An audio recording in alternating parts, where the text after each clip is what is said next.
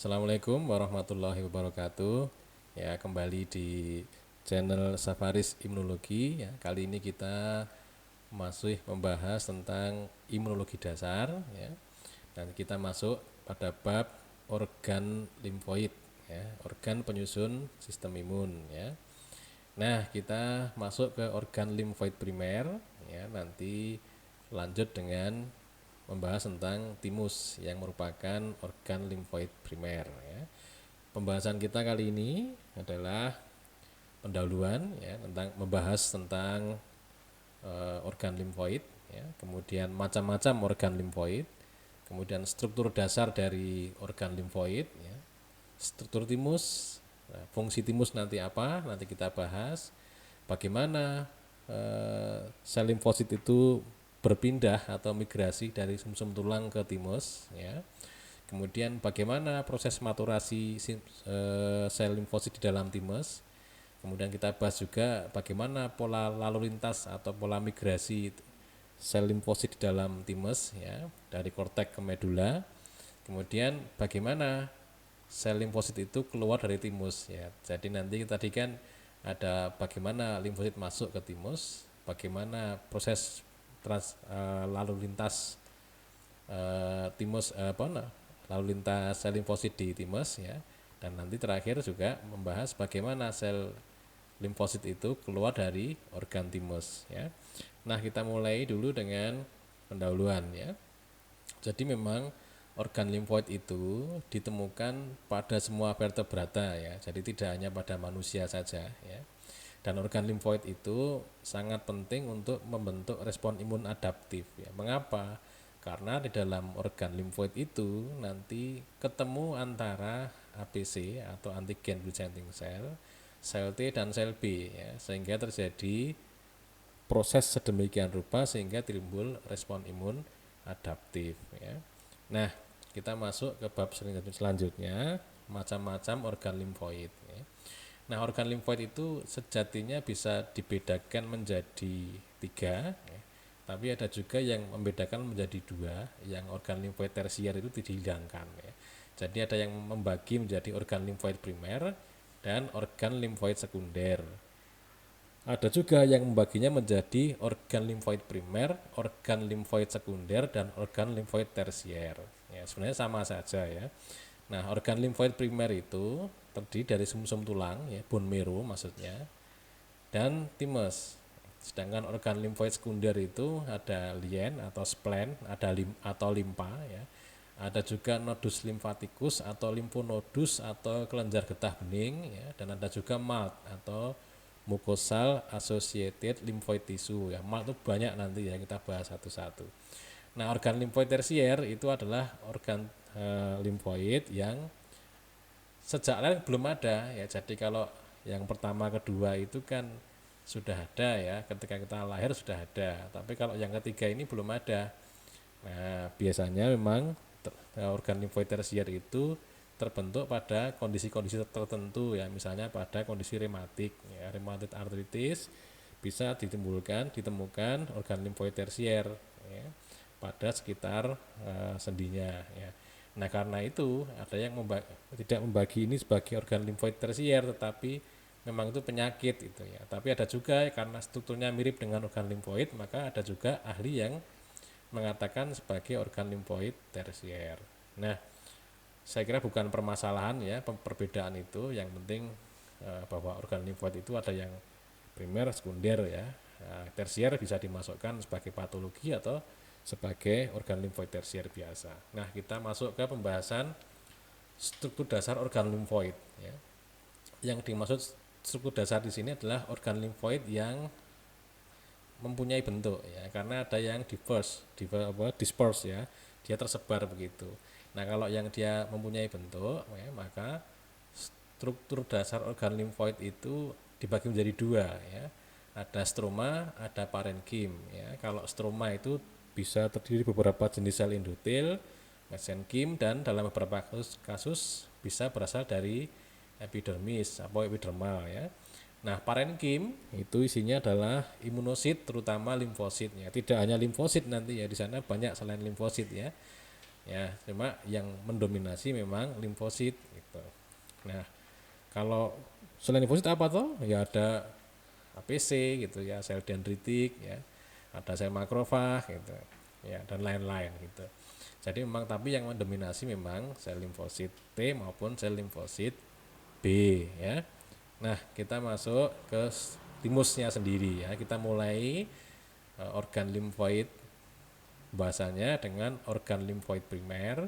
Nah, organ limfoid primer kita mulai dengan pembahasan mengenai bab timus ya. Nah, kita mulai dari struktur anatomi dulu ya. Di sini dijelaskan di dalam gambar ya bahwa apa namanya?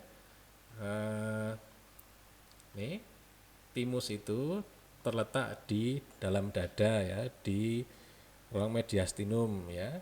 Nah, kalau ini kita buka ya, kita potong begitu, nanti timus itu apa namanya? Dibungkus oleh kapsul ya. Cuma dia nanti ada lekukan masuk ke dalam dalam ke dalam begitu sehingga membentuk batasan-batasan yang tidak sempurna ya, sehingga ada lobul-lobul atau bangunan-bangunan yang terbatasi oleh apa namanya lekukan dari pembungkus timus itu ya. Nah, sehingga nanti ada, kalau kita lihat nanti ada bagian korteks dan ada bagian medula ya. Korteks mengandung makrofag, sel retikuler dan sel T imatur. Yang medula nanti ada sel retikuler, sel T yang besar dan terdapat korpuskel basal. Nah, nanti kalau yang tertarik dengan strukturnya bisa dilihat di bagian anatomi dan histologi ya. Nah, fungsinya apa? Fungsi timus itu apa ya? Sebelum tahun 1960-an ya, timus itu dianggap sebagai kuburan dalam tanda petik ya dari limfosit ya, karena waktu itu belum diketahui ya. Cuma memang di korpuskel basal itu banyak sekali ditemukan limfosit yang mati, yang rusak gitu ya.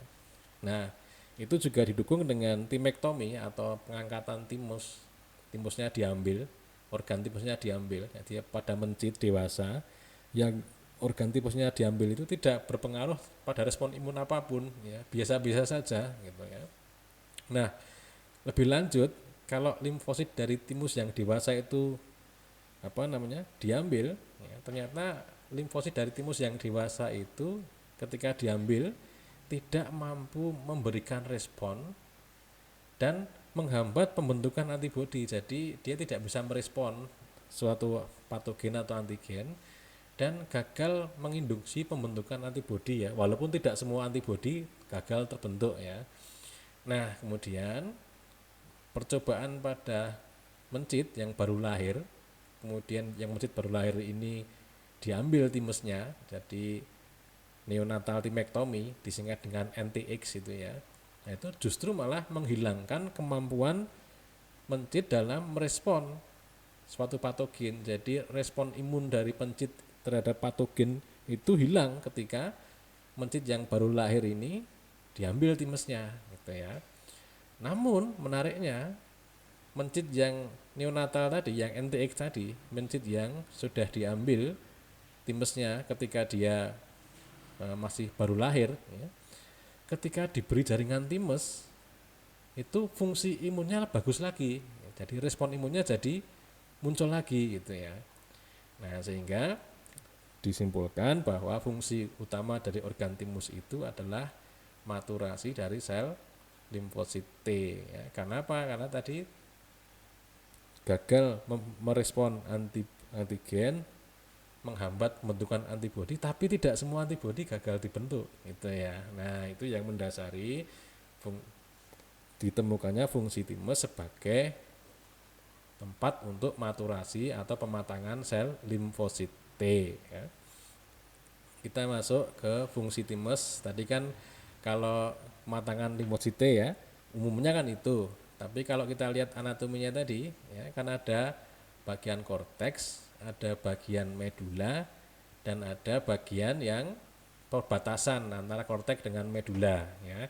Kita lihat di sini yang paling kanan fungsinya masing-masing ternyata punya sendiri-sendiri ya. Fungsi korteks punya sendiri, medula punya sendiri, dan kortikomedular itu punya sendiri. Nah, yang menarik sebelah kanan itu kortikomedular dari bagian kortikomedular dari timus itu merupakan tempat keluar masuknya sel limfosit ya. Jadi kalau sel limfosit yang sudah dibentuk dari sumsum tulang ya mau masuk ke sel ke organ timus, maka sel limfosit itu masuknya lewat kortikomedular ini.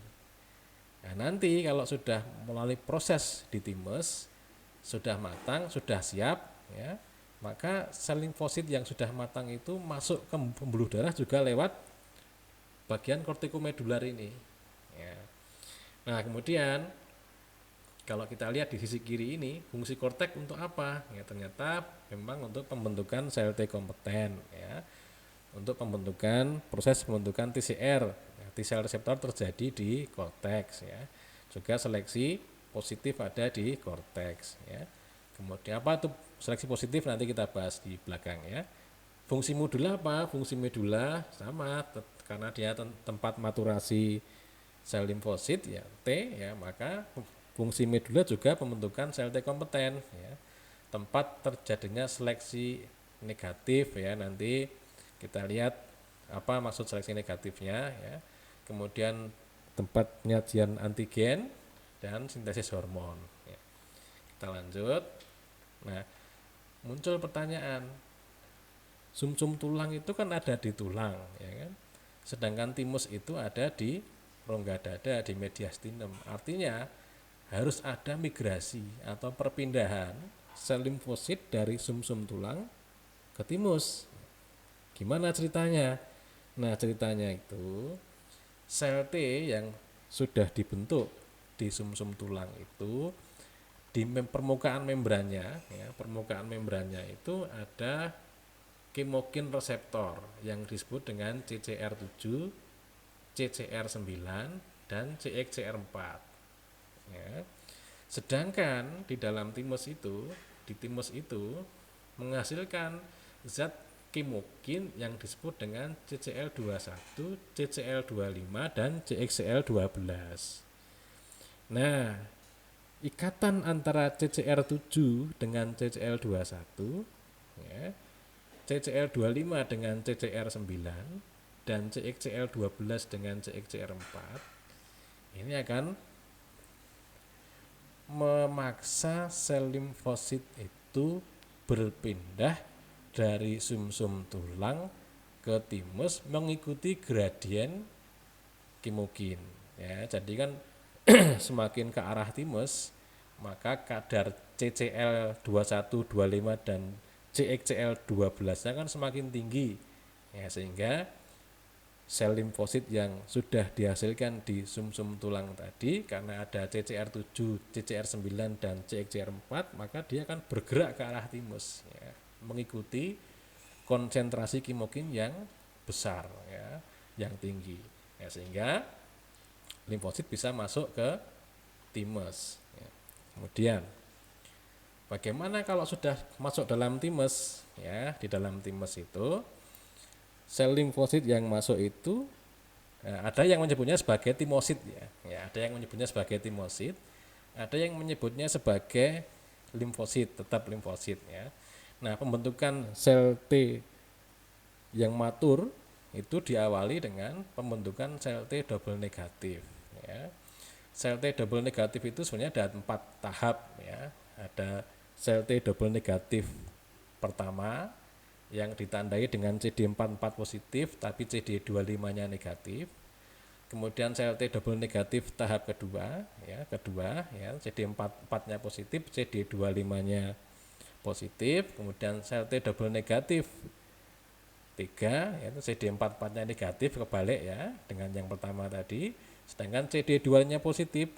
Nah, ada yang sel T double negatif yang keempat ya, yang sel T double negatif 4 itu CD44 dan CD25-nya negatif ya.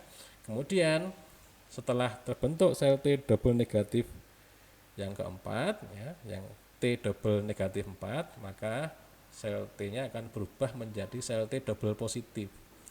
double positif itu maksudnya apa sih? Kalau sel T double positif itu maksudnya sel T-nya menjadi mengekspresikan CD4 dan CD8 di permukaan membrannya. Kalau sel T double negatif tadi, dia itu tidak mengekspresikan CD4, tidak mengekspresikan CD8 di permukaan membran selnya. Nah, kalau sel T double positif itu, ya, di permukaan membrannya ada CD4 dan ada CD8. Nah, di proses maturasi limfosit itu di timus nanti juga ada seleksi positif. Maksudnya apa? Maksudnya sel T double positif yang tidak mengenali, yang bisa mengenali self antigen, maka dia akan dibiarkan hidup. Ya, yang tidak mengenali maka akan mati. Ya. Kemudian sel T double positif yang hidup tadi akan berubah menjadi sel T single positif. Ya. Maksudnya apa? Maksudnya sel T yang single positif itu hanya mengekspresikan CD4 saja atau hanya mengekspresikan CD8 saja. Nah, pada proses ini nanti setelah terjadi sel T CD4 yang single positif akan terjadi seleksi negatif. Maksudnya apa? Maksudnya sel T single positif yang mengenali self antigen secara kuat, maka dia justru akan dimatikan. Ya. Sedangkan sel T single positif yang mengenali self antigen secara lemah, maka dia dibiarkan hidup. Ya, sehingga akhirnya nanti terjadi sel T naif atau sel T yang matur. Gitu ya. Nah, cara lebih jelas lagi di sini adalah gambarnya sel T yang dari sumsum tulang masuk ke timus. Ya, ada yang menyebutnya sebagai ETP atau early T cell progenitor. Ya. Kemudian berubah menjadi sel T double negatif. Ya, yang kedua, kalau yang ETP tadi yang satu, ya, yang kedua. Kemudian jadi sel T double negatif yang ketiga. Di sini terbentuk mulai dibuat TCR rantai beta, ya. Kemudian jadi sel T double negatif yang keempat, ya. Nanti di situ ada perangsangan pre-TCR karena pada sudah terbentuk TCR rantai beta dan pre-TCR rantai alfa, ya. Pre, ya, bukan rantai alfanya, ya, sehingga bisa memberikan sinyal ke dalam sel, ya, sehingga terjadilah sel T double positif, ya. Perangsangan pada pre-TCR akan mengaktifkan sel T double negatif yang keempat tadi untuk membentuk CD4, CD8 dan mulai membentuk TCR rantai alfa, ya. Sehingga nanti setelah terbentuk TCR rantai alfa pada sel T double positif, nanti dia akan matur menjadi CD4 saja atau CD8 saja, ya. Ini ada di medula, ini ada di korteks. Gitu ya. Nah, sekarang kita masuk pola migrasi limfosit dari korteks ke medula, ya. Nah, korteks itu kan awalnya perpindahan dari korteks ke medula itu terjadi karena peningkatan ekspresi CCR7 pada sel limfosit yang ada di korteks seiring dengan proses pematangan sel limfosit. Ya. Awalnya di korteks itu banyak mengandung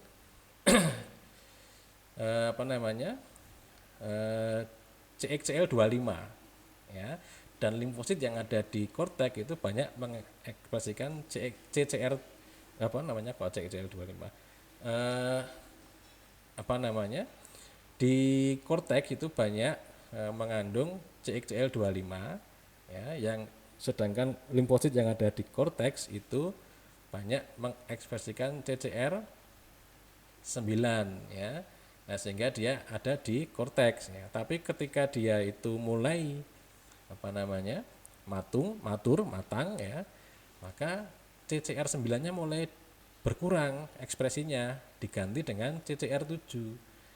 Nah, padahal di medula itu, ya, sel epitel yang ada di medula itu, MTEC itu medullal thymus epithelial cell itu menghasilkan CXCL19 dan CXCL21 ya, sehingga itu akan dikenali atau berikatan dengan CCR7 yang ada di permukaan membran sel limfosit yang tadi di korteks gitu ya, sehingga terjadi pergeseran limfosit dari korteks ke arah medula gitu ya. Itu pola migrasi dari korteks ke medula, pola migrasi limfosit ya. Nah, sekarang sebenarnya kalau sudah terbentuk sel T single positif ya, baik dia punya CD4 saja atau CD8 saja dengan TCR yang sempurna, ya, sebenarnya masih ada tiga pembagian lagi ya, tiga subtipe dari sel T single positif itu. Yang pertama adalah semi matur, artinya sel T single positif, artinya dia punya TCR alfa beta, punya CD4 saja atau CD8 saja, plus mengekspresikan CD69 tapi tidak ada MHC kelas 1-nya. Nah, ini disebut dengan semi matur. Kemudian dia bisa berubah lagi menjadi matur yang pertama, M1. Dia mengekspresikan TCR, CD4 atau CD8 saja, kemudian CD69 dan MHC kelas 1-nya positif. Nah, itu matur yang pertama, M1. Dan matur yang kedua, yang sudah matur benar-benar matang, yaitu ada TCR, ada CD4 saja atau CD8 saja, kemudian CD69-nya negatif, MHC kelas 1-nya positif. Nah, pada yang sel T single positif yang M2 ini, ya, dia mengekspresikan protein sfingosin 1 fosfat reseptor pada permukaan membrannya. Ya. Nah, SIPR1 ini nanti yang mempunyai peran utama. Ya, kenapa? Karena di pembuluh darah itu, di luar pembuluh darah itu ada sel yang disebut dengan perisit ya. Dia sel yang melapisi endotel bagian bukan di bagian yang ada aliran darahnya ya, tapi yang sebelah dalam. Dan sel dendritik itu menghasilkan sfingosin fosfat 1 ya. Sehingga karena sel limfosit T yang M2 tadi ada SIP R reseptornya, maka ada perpindahan pergerakan sel T menuju ke perivaskular sheath ya, perivaskular space ya, Kemudian setelah sampai di perivaskular space, kemudian tetap ikut gradien dari SIP1 ini masuk ke pembuluh darah dengan cara seperti masuknya sel leukosit ke dalam jaringan radang, cuma ini dibalik ya, dari jaringan ke pembuluh darah. Kalau jaringan radang itu kan dari pembuluh darah ke jaringannya, kalau ini dibalik. Jadi seperti itu prosesnya. Nah, migrasi sel limfosit yang sudah M2 tadi ke pembuluh darah itu menjadikan sel limfosit yang matur tadi disebut dengan RTE atau recent thymic emigration ya. Itu ya. Nah, saya kira demikian dulu ya. Kalau ada pertanyaan, komentar silakan tulis di kolom komentar ya. Terima kasih. Assalamualaikum warahmatullahi wabarakatuh.